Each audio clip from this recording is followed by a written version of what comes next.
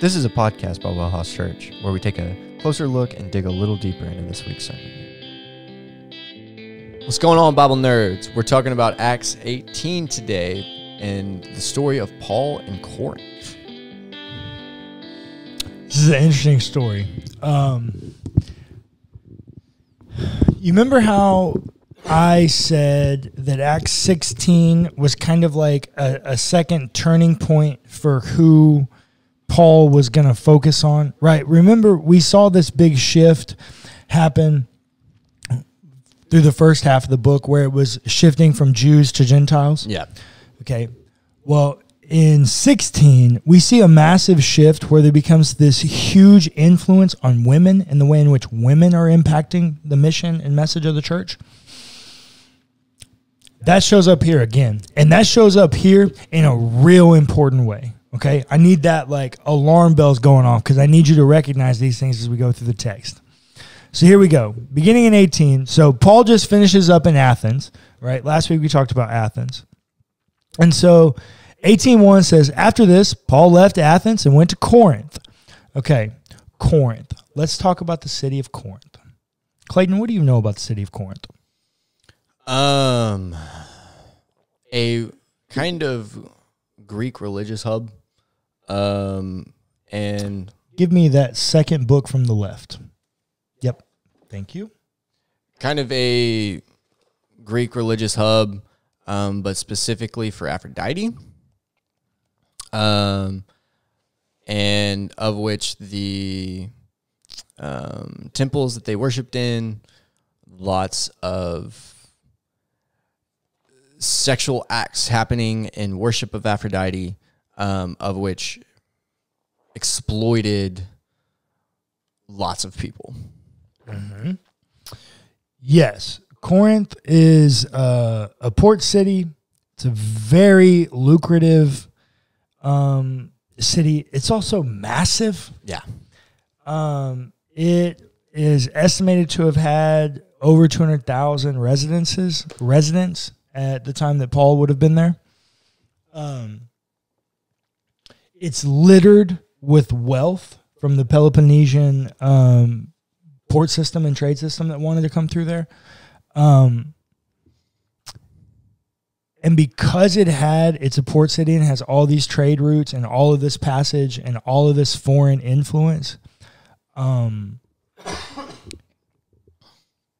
like just sex and temple worship and orgies and prostitution and all kinds of expressions of ancient sexuality that would have been very normal back then. They seem real foreign to us now. Yeah, for sure. That's the city of Corinth. That is what Paul has just stepped into.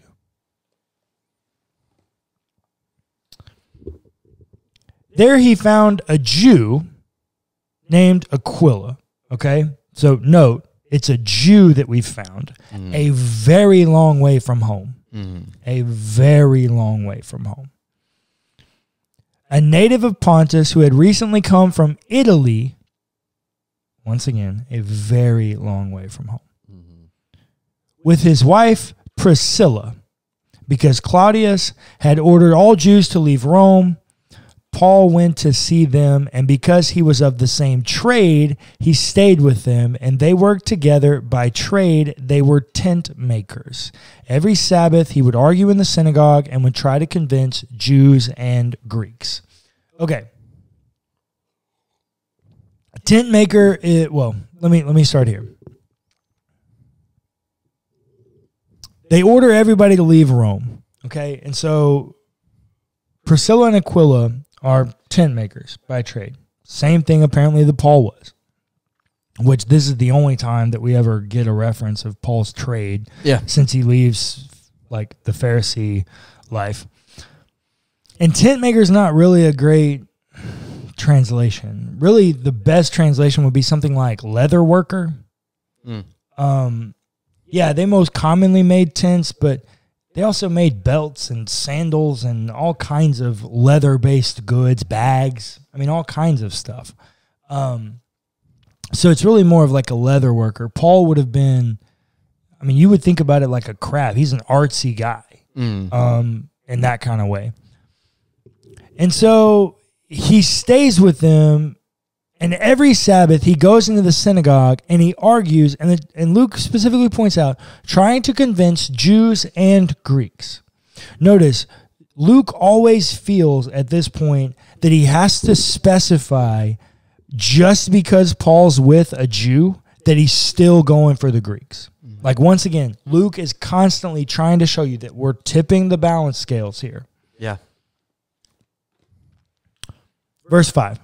When Silas and Timothy arrived from Macedonia, Paul was occupied with proclaiming the word, testifying to the Jews that the Messiah was Jesus.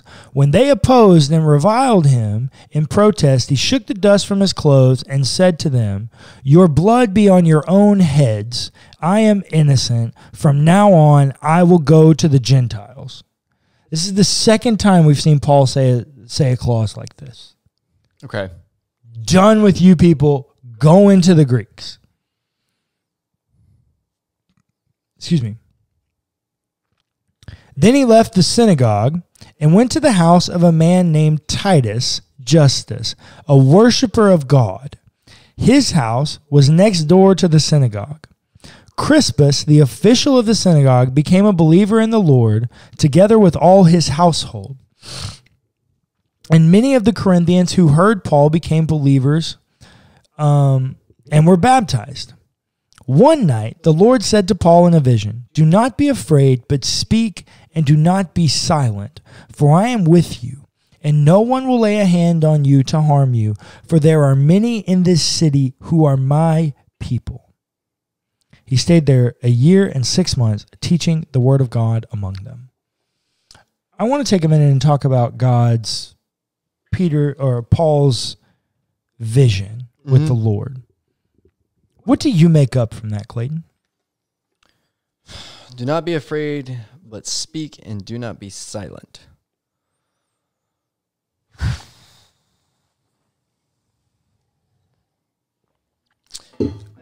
So obviously, like, keep going. I got you. No one will lay a hand on you. There are many in this city who are my people, meaning there's Christians already there. Okay, but Paul just got there. Yeah. So he didn't say there's Christians. He said there's my people. So,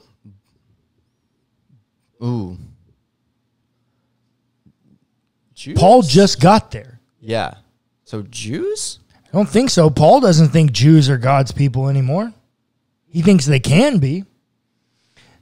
I'm not sure what to interpret it, but it stands out to me that it's a bit ambiguous considering that Paul just showed up and he's been proclaiming there a little bit, and the Lord comes to him, and look at what the Lord says. The Lord gives him a statement of safety. Yeah. He says, "Do not be afraid, but speak and do not be silent. Go, continue to proclaim and do all of these things." Yeah. Which we've already seen that very thing get Paul thrown in prison multiple times. So the Lord's command is a dangerous command. And yet, the Lord grounds it with, "For I am with you, and no one will lay a hand on you to harm you," because this translates it "for," but I guarantee you that's a hati clause or a hina clause. I guarantee you that is a statement of purpose. Why can they say that? "For there are many in this city who are my people." If there's enough Christians in this city that already they can keep a mob from breaking out and arresting Paul and harming him, Paul don't need to stay, bro. There's something happening here in the way that the Lord is communicating to Paul that there's a way to be faithful to Yahweh and not have all the pieces of Jesus figured out yet. That's what we're about to see. Well, we're about to see it with Apollos at the end of the chapter. We're not going to cover that today, but that's the setup here, is that there's something about a people who are faithful to Yahweh, and yet they don't quite have it all figured out, and that's okay. Verse 12. But when Gallio was proconsul of Achaia, the Jews made a united attack on Paul and brought him before a tribunal. They said, "This man is persuading people to worship God in ways that are contrary to the law." Okay, let's specify here. Gallio is a proconsul of Achaia. That means he's a Roman official. Mm-hmm. He's not a Jewish official, and the Jews are bringing Paul before a Roman official, just like they did Jesus. Because they cannot kill someone. Mm-hmm. The Romans did not give them that power. That had to be commanded by the Romans. That's still their empire, right? So that's what they're trying to do here. And he says, worship God in ways that are contrary to the law, the Jewish law, not the Roman law. Right. Look at how different Roman government worked. Think about your Jesus story. Mm-hmm. Verse 14, just as Paul was about to speak, Gallio said to the Jews, "If it were a matter of crime or serious villainy, I would be justified in accepting the complaint of you Jews. But since it is a matter of questions about words and names and your own law, see to it yourselves. I do not wish to be a judge of these matters." Wow. So he basically said, this is y'all problem. I don't care. I ain't about this. Y'all go take care of this peddly stuff on your own. A different Jesus' story would have been if that's how it would have went down, right? Now, and to be fair, Matthew tells a version of the story where one Roman official did say that. Yeah. Nah, go back to Pilate. I'm not dealing with this. It's also important to note that very different regions, right? Very far from each other. Yeah. Culture is going to be very different. And well, it's still the Roman Empire. It is still the Roman Empire, but there are more Jews in Jerusalem when Jesus' story is happening. It's true. So there's more people. The Jew relationship would have been much more connected in Jerusalem than it is in Corinth. Yeah, that's a fair point. Okay. Verse 16. And he dismissed them from the tribunal. So I don't care. Go. Get out of here. Verse 17. Then all of them seized Sosthenes, which I need to point out, Sosthenes is an important character. Sosthenes is a co-author of 1 Corinthians. Okay. Close dude of Paul. Mm-hmm. Seized Sosthenes, the official of the synagogue, and beat him in front of the tribunal. But Gallio paid no attention to any of these things. So what you see here is like the Romans, they don't care what's happening amongst these Jews and Christians. Mm-hmm. We're about to see persecution from the Romans ramp up because by AD 70, Nero, the emperor of Rome, destroys the temple in Jerusalem. He's over all of them. So they're already starting to get a little fed up here. Verse 18. After staying there for a considerable time, Paul said farewell to the believers and sailed for Syria, accompanied by Priscilla and Aquilla. Clayton. Okay. Would you please go back up and read verse 2 for me? There he found a Jew named Aquilla, a native of Pontus, who had recently come from Italy with his wife Priscilla, because Claudius had ordered all Jews to leave Rome. Do you notice anything different about the way in which they're communicated in verse 18? Priscilla is mentioned first. Oh, here we go. Priscilla and Aquila are an important couple that are mentioned 6 times in the Greek New Testament. Of the times they are mentioned, Aquila is mentioned first 3 times. One of them is the introductory piece here, which would have been standard because it's man first, connects him to everything as land, all the things. 3 other times, she is listed first. And interestingly enough, it's always when they're doing crap. She's never listed first when she's not doing, when they as a couple are not doing or performing ministry.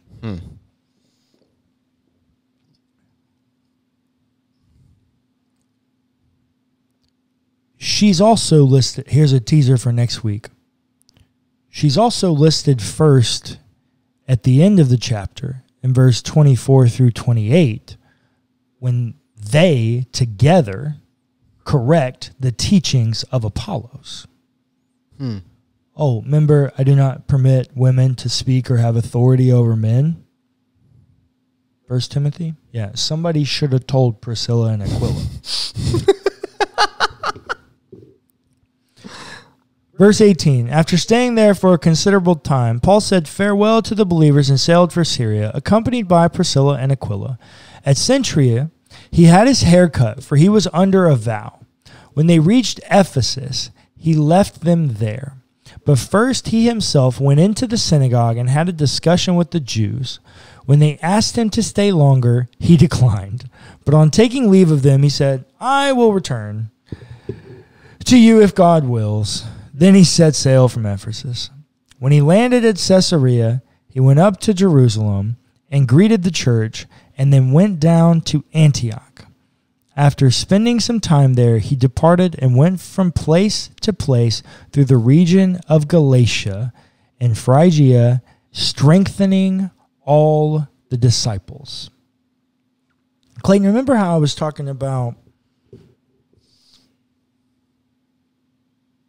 the ways in which Luke is choosing to communicate the way in which God is interacting with people and the way in which believers are interacting with people? Specifically back with, there are many in this city that are my people. Mm-hmm. Notice at the end here, Paul is noted going place to place through the region of Galatia. That should ring a bell for you. Mm-hmm. Why should that ring a bell for you? Galatians. The letter that Paul writes to the churches of Galatia. Some people would say that's as important, if not more of an important work of Paul than Romans. Mm-hmm. Galatians is a very important letter of Paul. And he's strengthening all the disciples.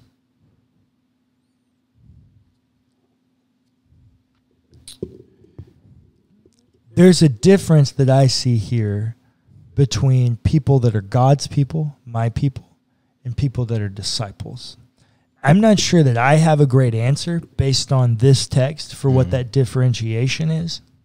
However, what I want to glean, the truth that I want to glean from noticing, this is a great point. We're going to come to places in the Bible where we don't know what truth to actually glean, right? I notice that there's a glaring difference in the way that God is talking about these people and the types of people that must be here. And yet then Luke choosing to say that Paul is going around strengthening all of the disciples. There is a distinct language difference, and that means that one of them is different.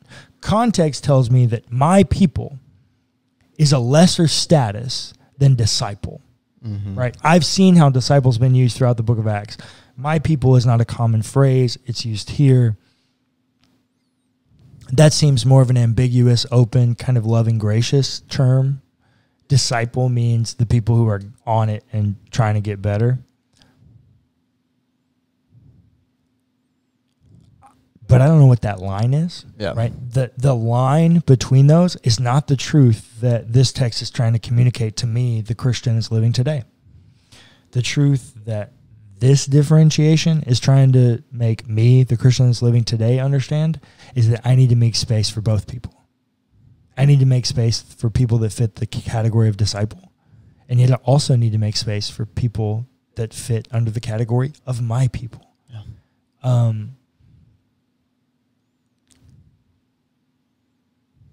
That is a unique thing for Luke to design in the artistry of writing this piece, because you also have, contained in this text, you have the Jew and Greek differentiation, but you also have the male and female reversal, right? Aquila starts this, and then Priscilla takes over in verse 18, and she carries over in verse 26. He began to speak boldly in the synagogue, but when Priscilla and Aquila heard him, they took him aside and explained the way of God to him more accurately. You see, if there's one thing that I think Acts chapter 18 is trying to get us to understand, is that Luke is now putting faces and names to what was previously objectified by words and titles, Gentiles and women. Luke is now putting faces to names and making people. We're no longer objectified. This is a real person I have to look at. This is a real person I have to deal with, telling them, you can't do these things. And yet, Paul seems to be the one encouraging them. Paul shows up in Corinth and meets these Jews. He works with them. He spends 18 months with them and comes out, and he's like ready to send them on mission as well. And Priscilla seems like the one that's leading the charge. She seems like the one that's far more gifted of the two. Yeah. Because 18 is trying to ground that reversal that we've seen the entire book of Acts. That this story is about the person that you don't think it's about. That may have come to its most beautiful expression in Acts 8 with the Ethiopian eunuch. But at each point, the book of Acts is constantly asking us, who's next?